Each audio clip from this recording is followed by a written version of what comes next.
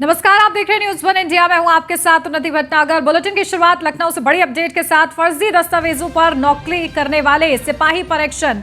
फर्जी दस्तावेज पर साल 2008 से नौकरी कर रहा था सिपाही। 2015 सिपाही भर्ती परीक्षा में दिग्विजय नाम का युवक शामिल है।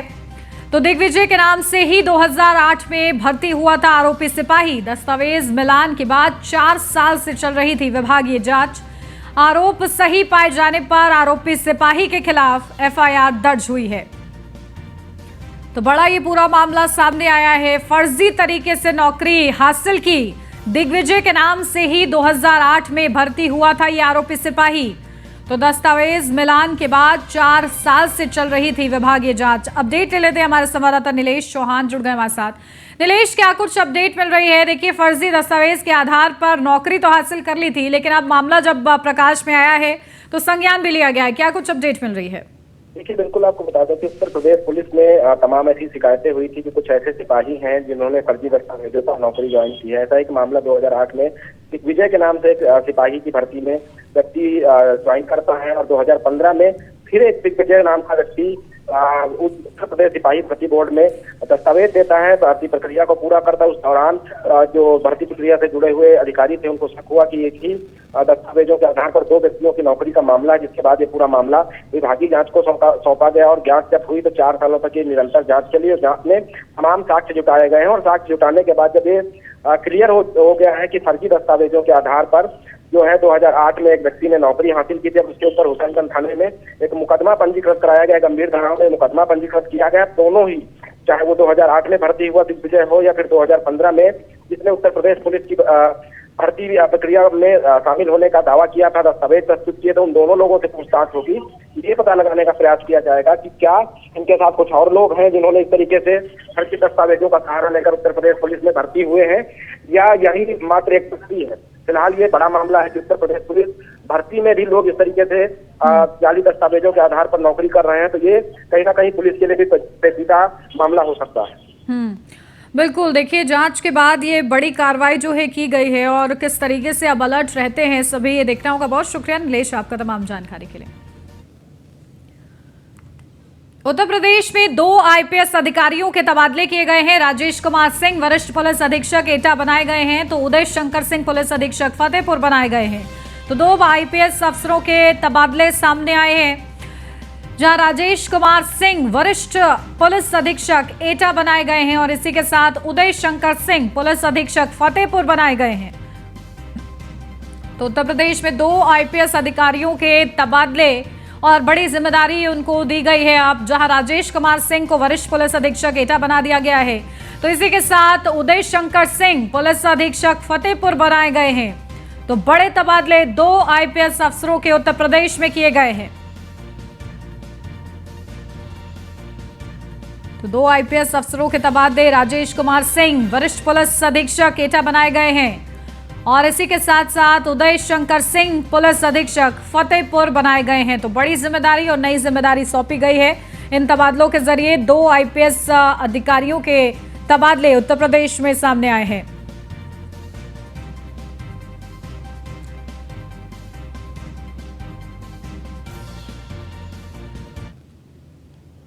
संभल से अब खबर, जिला अस्पताल की बड़ी लापरवाही। आधे घंटे तक तड़पते रहे सड़क हादसे में घायल युवक। इमरजेंसी वार्ड में इलाज करने नहीं आया कोई भी डॉक्टर गायब रहे। परिजनों ने अब लापरवाही का आरोप लगाया है। तो हादसे में घायल दोनों युवकों की हालत गंभीर।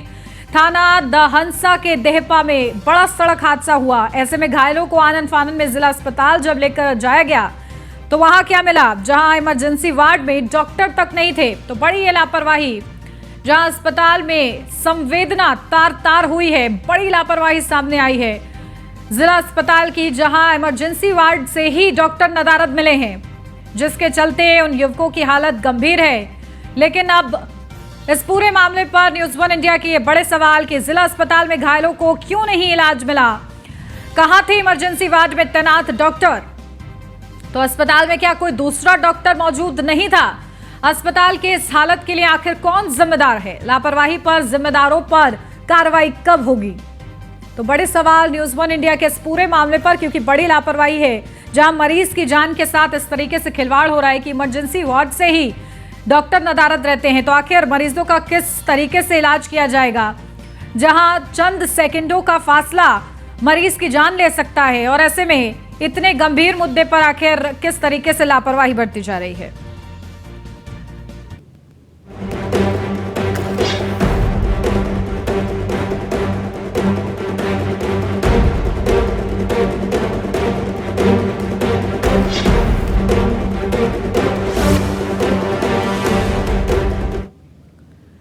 दिल्ली एनसीआर समेत कई राज्यों में लगातार हो रही बारिश ने लोगों की मुश्किलें और ज्यादा बढ़ा दी हैं। नोएडा में बारिश से हालात बदल दिए हैं।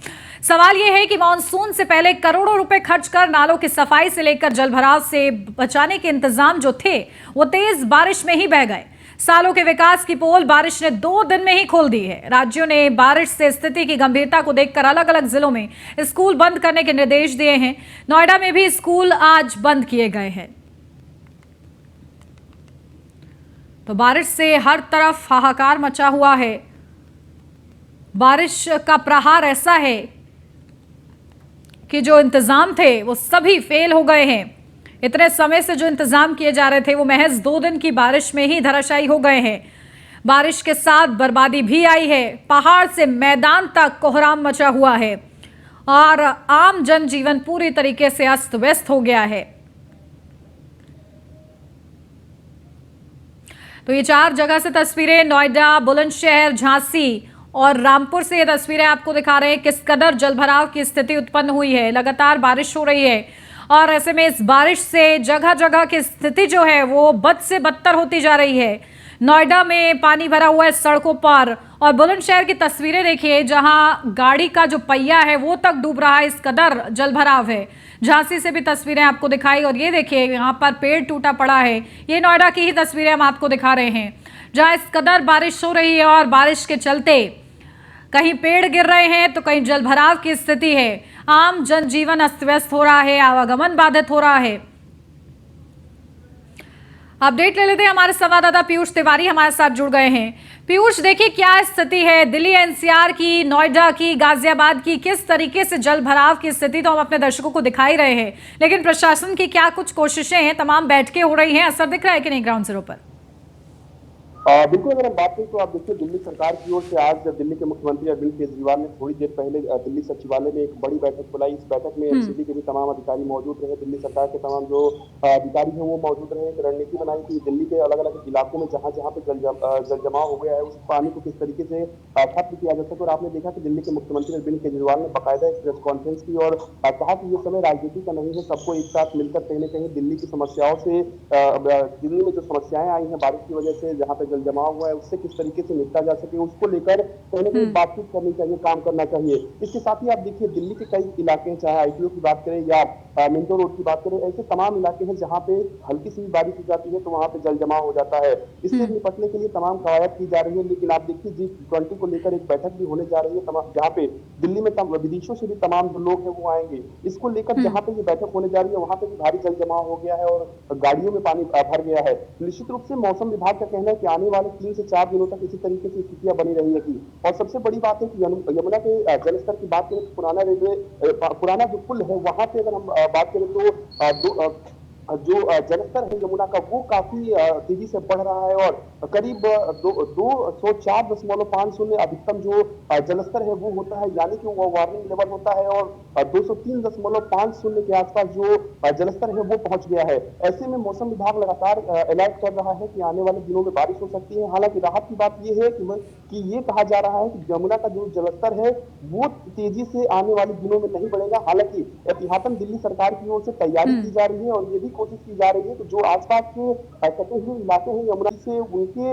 वहां पे जो लोग बसे हुए हैं उनको किस तरीके से सुरक्षित स्थानों पर लेकर जाया जा सके, इसको लेकर भी कहीं ना कहीं तैयारी चल रही है। तमाम जो नाव है, जो बोट है वो लगाई गई है। इसके साथ ही एनडीआरएफ की टीमें भी कहीं ना कहीं काम कर रही है, अलर्ट मोड पे है। तो निश्चित रूप से बारिश से जो जलजमाव हुआ है या यूं कहे कि यमुना का जो जलस्तर बढ़ा है उससे निपटने के लिए सरकार की ओर से, दिल्ली सरकार की ओर से तमाम जो कवायद है वो की जा रही है। और आपने देखा कि किस तरीके से राजनीति भी कहीं ना कहीं इस पूरे मामले में बिल्कुल, देखिए कहीं ना कहीं टीम्स तो तैनात है, लेकिन काफी ज्यादा चुनौतीपूर्ण माहौल बना हुआ है। ठीक है, बहुत शुक्रिया पीयूष आपका। प्रिया राणा हमारी संवाददाता हमारे साथ जुड़ गई हैं।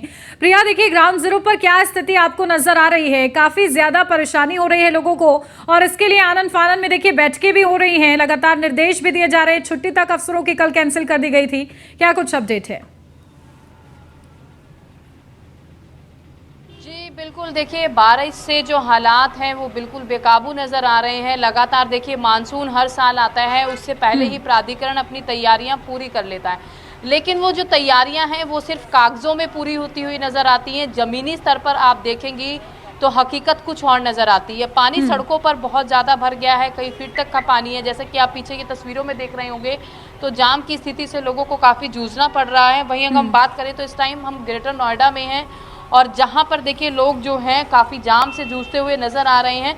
लेकिन लगातार जिस तरीके से ऋतु महेश्वरी ये कहती रहती हैं कि हाँ नालों की सफाई की गई है, विशेष रूप से ध्यान रखा जा रहा है, लेकिन सड़कों पर कुछ और ही नज़र आता है। क्योंकि देखिए अभी तो मानसून की शुरुआत हुई है, तो वहीं अगर हम बात करें नोएडा सेक्टर 18 की, 62 की, शहीद स्थल की, और वहीं अगर हम दलित प्रेरणा स्थल की, तो देखिए कई फीट तक वहाँ पर पानी आपको भरा हुआ नज़र आएगा। जो गाड़ियाँ हैं वो आधी आधी पानी में डूबती हुई नज़र आई, जिसके बाद देखिए लोगों की जो आम जो जीवन है वो अस्त व्यस्त होता हुआ नज़र आया।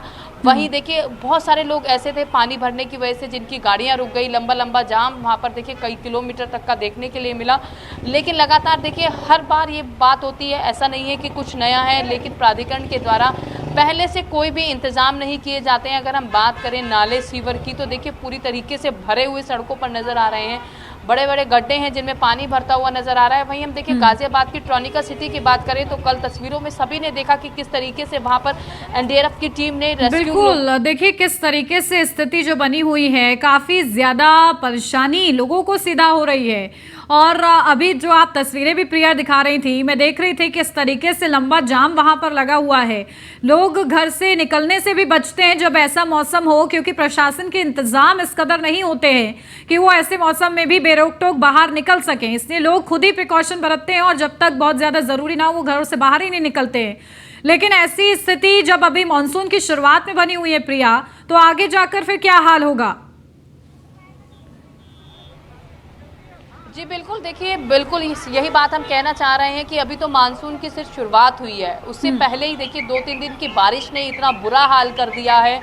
पूरा अगर हम बात करें दिल्ली, नोएडा, एनसीआर, तो देखिए सभी जगह बुरी स्थिति है, जगह जगह पानी भरा हुआ है।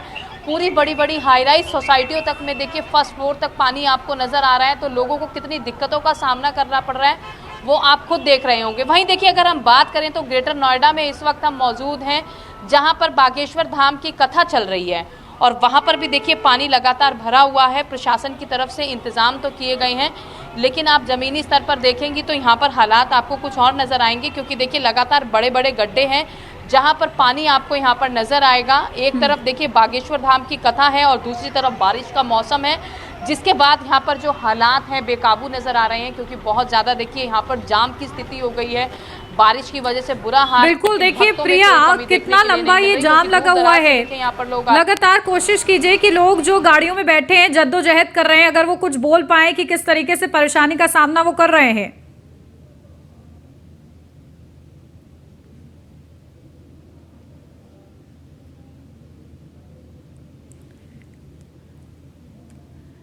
चलिए, शायद प्रिया से हमारा संपर्क टूट गया है, दोबारा से कोशिश करेंगे। लेकिन इसी बीच ग्रेटर नोएडा से एक और बड़ी अपडेट। गौतम बुद्ध नगर कमिश्नरेट पुलिस की बड़ी कार्रवाई। कुख्यात बदमाश अमित कसाना की 18 करोड़ की प्रॉपर्टी जब्त की है। थाना जाचा पुलिस ने रिश्तल गांव में की है बड़ी कार्रवाई, जहां कुख्यात बदमाश अमित कसाना पर दर्जनों मुकदमे दर्ज हैं। 18 करोड़ की प्रॉपर्टी जब्त करने के बाद अपराधियों में हड़कंप मचा हुआ है।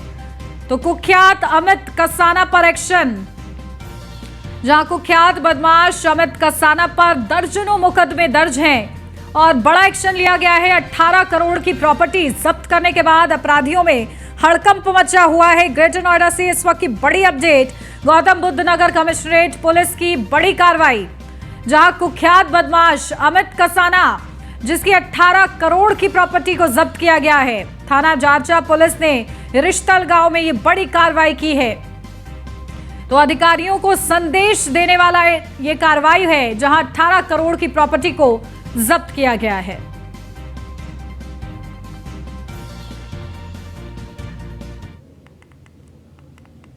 एनसीआर के शासन द्वारा चिन्हित माफिया रवदीप भाटी गैंग के सक्रिय सदस्य अमित कसाना की संपत्ति, जो कि एक मकान और 25 दुकानें ग्राम बिस्तल गाजियाबाद में थी, इनको डीसीपी ग्रेटर नोएडा महोदय की संपत्ति के आधार पर पुलिस कमिश्नर महोदय गौतम बुद्ध नगर द्वारा 14 गैंगस्टर एक्ट के तहत कुर्क किया गया था।